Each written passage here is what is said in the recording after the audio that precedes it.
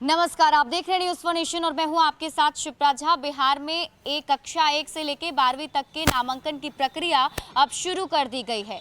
इन सब को ध्यान में रखते हुए जितने भी शिक्षक हैं उन्हें अब स्कूल आने के लिए कह दिया गया है। हालांकि इन सब के बीच सोशल डिस्टेंसिंग का पालन करना बहुत ही जरूरी होगा। ये गाइडलाइन भी सरकार की तरफ से जारी कर दी गई है।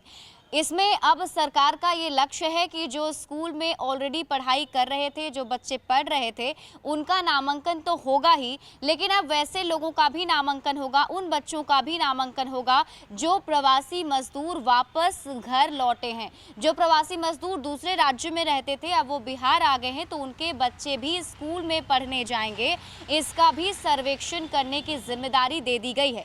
साथ ही इनमें वो भी बच्चे शामिल हैं जो बच्चे अभी तक स्कूल नहीं पहुंच पाए, उनकी भी नामांकन की जाएगी। इसको लेकर एक सर्वेक्षण करने के लिए सरकार ने आदेश दे दिए हैं। 1 से 15 जुलाई तक प्रवासी मजदूरों के बच्चों और अब तक स्कूल ना पहुंच पाने वाले बच्चों के सर्वेक्षण के साथ ही नामांकन का काम पूरा करने का लक्ष्य तय किया गया है। हालांकि सामान्य रूप से नामांकन की प्रक्रिया की कोई अंतिम तिथि तय नहीं है, ये लगातार चलती रहेगी। इसके लिए सभी शिक्षकों को स्कूल आने का निर्देश दिया गया है। इस तरह करीब 1 करोड़ से अधिक बच्चों के नामांकन की प्रक्रिया स्कूल में की जानी है।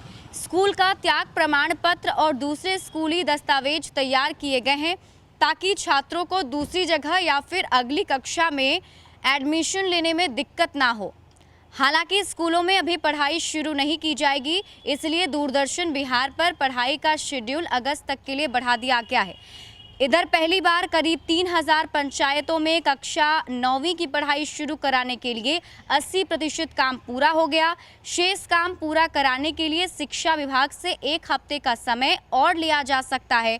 दरअसल बारिश की वजह से काम पूरा करने में बाधा आ रही है। आपको बता दें कि कोरोना वायरस महामारी के बाद से ही सभी शिक्षण संस्थान बंद कर दिए गए थे, सभी स्कूलों को बंद कर दिया गया था।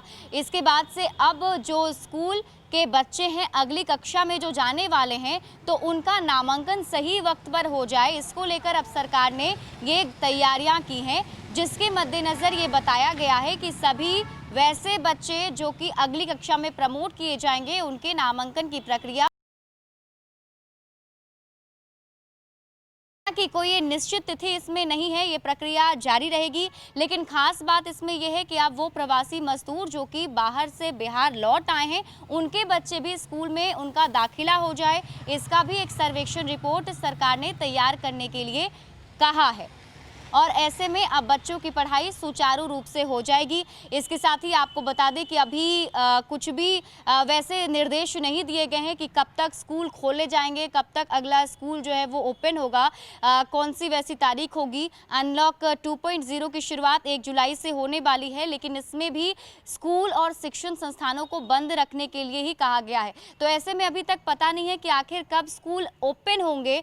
उससे पहले जिस तरीके से प्राइवेट स्कूल में ऑनलाइन क्लासेस हो रहे हैं, उसी तरीके से अब गवर्नमेंट स्कूल में भी ऑनलाइन क्लासेस शुरू कर दिए गए हैं। और जो सिलेबस का शेड्यूल है वो दूरदर्शन के जरिए भी लोगों को दिया जा रहा है।